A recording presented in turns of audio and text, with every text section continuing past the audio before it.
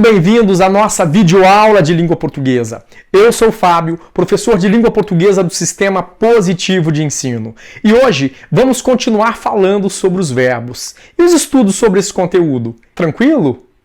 Hoje vamos conhecer um pouco mais sobre os verbos. Conheceremos os verbos que não são conjugados em determinadas pessoas, em determinados tempos e modos. Ou seja, verbos que não têm conjugação completa, que conhecemos como verbos defectivos. Vamos ver também os verbos que apresentam mais de uma forma para expressar a mesma ideia e desempenhar a mesma função, o qual chamamos de verbos abundantes. Muito bem. Antes de darmos início à nossa videoaula, eu gostaria que você fizesse a atividade 14, que se encontra na página 59 do seu livro didático. Depois, retorne para esse vídeo para conversarmos um pouco mais sobre os verbos defectivos.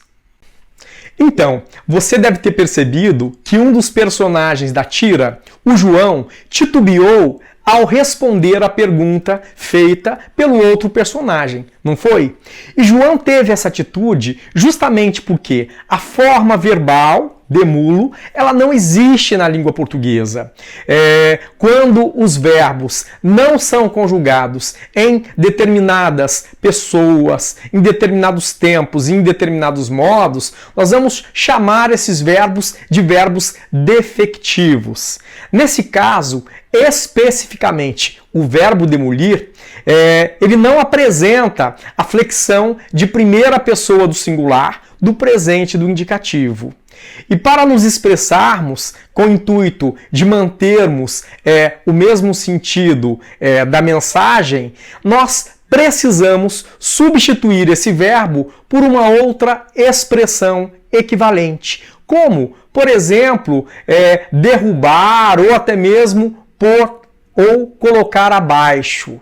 Então, um outro exemplo que o seu livro didático nos apresenta em relação aos verbos defectivos é a conjugação do verbo reaver, que significa recuperar, voltar a possuir um determinado objeto, um determinado bem. O verbo reaver é um exemplo de verbo que não apresenta conjugação completa. E por esse motivo, então, é normal que os falantes estranhem uma certa irregularidade. E por isso, então, que quando a gente vai usar esse verbo, nós acabamos cometendo algumas irregularidades, justamente pelo fato de flexionarmos esse verbo de maneira equivocada, criando formas inexistentes, como, por exemplo, reaviu ou reaveu, desconsiderando que no presente do indicativo o verbo reaver só pode ser conjugado na primeira e segunda pessoas do plural. Veja no seu material didático de que forma nós conjugamos esse verbo. E perceba que, pelo fato de o verbo, no caso o verbo reaver, ser um verbo derivado do verbo haver, ele segue a conjugação do verbo haver. Porém, apenas nas formas que apresentarem a letra V. Logo, só teremos as primeiras e segundas pessoas do plural. Veja, vamos ver então uma questão que dialoga com esse conteúdo que nós estamos vendo, inerente aos verbos defectivos. Observe a questão de número 15 aí do seu material didático. Troque o verbo ou feche a boca. Rita Lee cantava uma música que dizia: o resto que se exploda, feito bomba H. Será que na língua portuguesa existe exploda? Explodir é um verbo defectivo, ou seja, não tem conjugação completa. No presente do indicativo, deve-se conjugar a partir da segunda pessoa do singular. Como, por exemplo, tu explodes, ele explode, nós explodimos.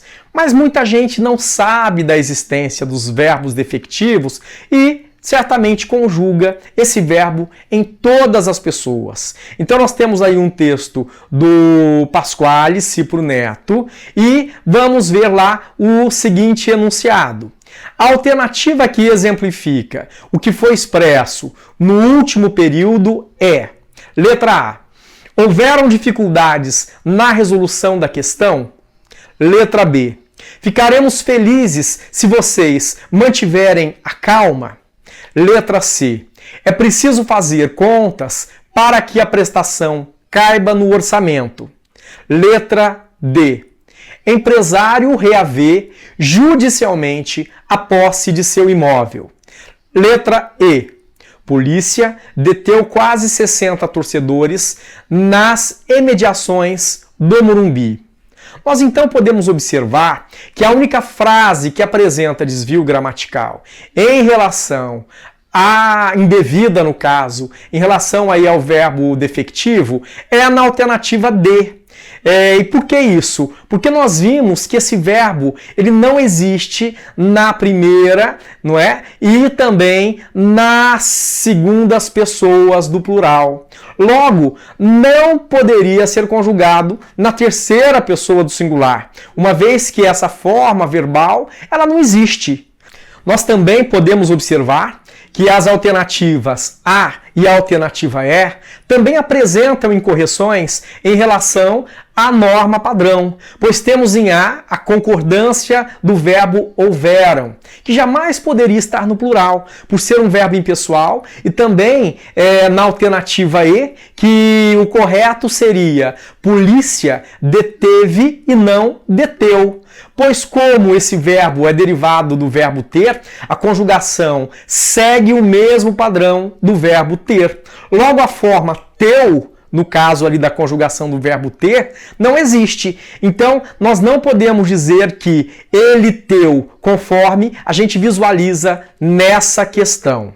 E agora então nós vamos conhecer um outro tipo de verbo, já que vimos os verbos defectivos, os que apresentam falha. Nós vamos ver os verbos abundantes. E conforme o próprio nome sugere, abundantes são aqueles que apresentam duas ou mais formas equivalentes. Ou seja, esses verbos apresentam duas formas equivalentes no particípio, não é? No particípio regular, aquele que se apresenta na forma nominal, que termina em ido ou ado.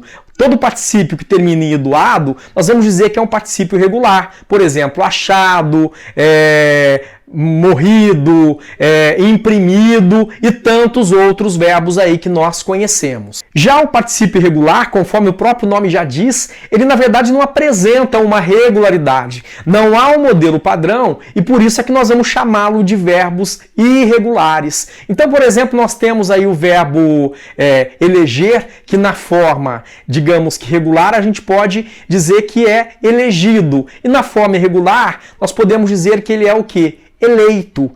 E também nós podemos aí verificar o que? Vários outros particípios, conforme a gente já viu, imprimido, impresso, morrido, morto, tingido, tinto. Então, todos esses verbos que não apresentam a terminação ido ou ado, nós vamos chamar de particípio irregular.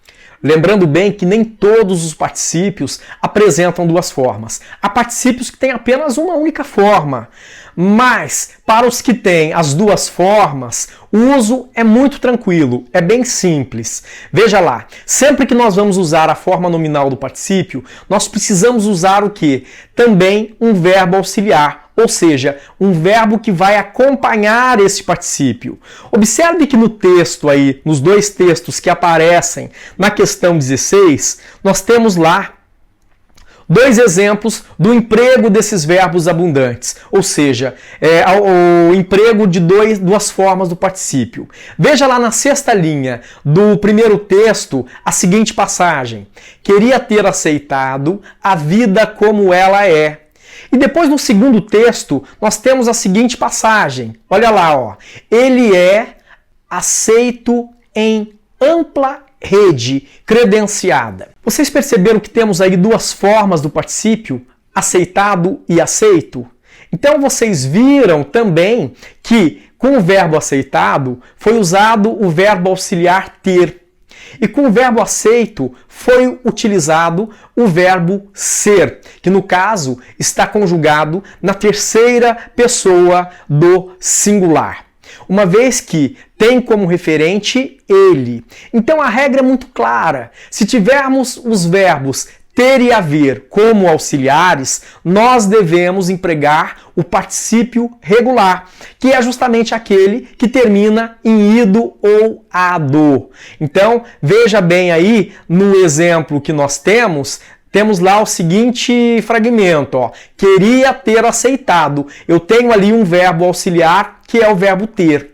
Já quando tivermos os verbos auxiliares ser ou estar, na oração, nós vamos utilizar o particípio irregular, conforme a gente pode visualizar aí no exemplo que vocês já identificaram anteriormente. Ele é aceito em ampla rede. Por fim, então, para a gente fechar essa nossa aula, nós vamos dar uma olhadinha nas formas verbais risotônicas e arrisotônicas.